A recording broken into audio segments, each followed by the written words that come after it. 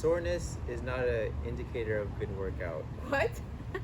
Okay, what is it an indicator of? The lights in here are blinding me and I can't see clear. And we're live. We're back again with an update. Yes. August 9th, 2020. So it's 1 week following since I started my commitment. Yes, 1 week in review. Yes. Let's see how you did. Yes. Let's break it down. How many days did you work out this week? So I worked out 4 days a week, Monday, Tuesday, Thursday, and Saturday. All right. So, and what was the workout consisting of on Monday? So Monday I did mainly cardio. I worked out in the morning right before work. So I just did some running, which was it was short. I wish I could have done it longer, but it worked out for the time I had. What's short? It was like maybe under 45 minutes. 45 minutes of cardio is not short. Oh, it was that includes the driving in. What the heck? Why are you including that in your time? Okay, I have. That's on to the next day, Tuesday. Okay, Tuesday. Tuesday. Tuesday was a very challenging day. I actually I didn't feel like working out, and at the back of my mind, I just remember thinking I gave my word to this, and I said I was going to do it. I waited maybe till close to 9 p.m. to start, right at the dead cusp, but I was like, I have to get through this, and I did. I did glute bridges and push-ups, the knee. They weren't perfect. I knew they're not perfect, but I did 3 sets of 10, and I think I just did enough just to. I told you earlier, enough to feel sore. So I felt sore in my arms. Soreness is not an indicator of good workout. What? Okay, what is it an indicator of? It just means that the muscle is tired, which you could be doing the exercise wrong, and then you have all of these other muscles sore. But then, were you doing the exercise right? It may be contributing to a poor habit and leading to dysfunction later on. Yeah. So I did feel sore in my arms, but I thought part of the soreness is like I don't use that muscle regularly, so my muscle is part of it. Experiencing some sort of growth. That's what I was taught. Like it means it's growing, it's expanding its limits, So. All right. And then Thursday, what'd you do? Thursday was my best day, and part of it is because I actually have someone who is willing to work out with me. So I have someone like an accountability partner that comes, and we push each other, and I did another combination of cardio. I did jump rope actually. I did jump rope. Are you including the driving this time? No. That person actually came to me, which is very nice. Okay. It's very nice that person came to me. So I did like 300, 400 jump ropes and squats, stretching, things like that. It just makes a difference. It really does, having someone there. Yes, definitely. Someone to push you. Yes.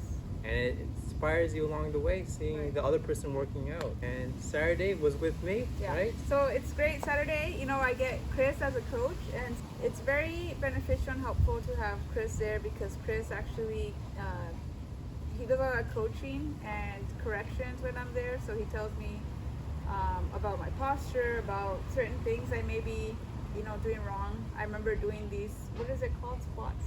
The ones that are like this. Crab walks and with the glute bands, the booty bands. Yeah, so I've bands. never done those, believe it or not. I'm sure you believe it. We believe it.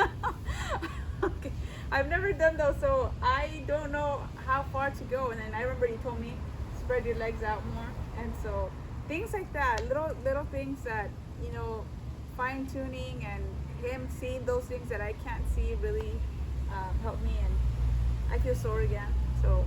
An important thing, I know you mentioned it in the previous video, that it was just so painful to start, and that may be because you're doing an exercise that's above your level, and so almost every exercise can be regressed or progressed, meaning downgraded or upgraded to a level that is it's appropriate for you to do. And well, the part of me not wanting to exercise is just me. I don't want to. I don't want to do the movements. I don't want to do the work. All right. So things are going good so far. One more thing. I actually started using this.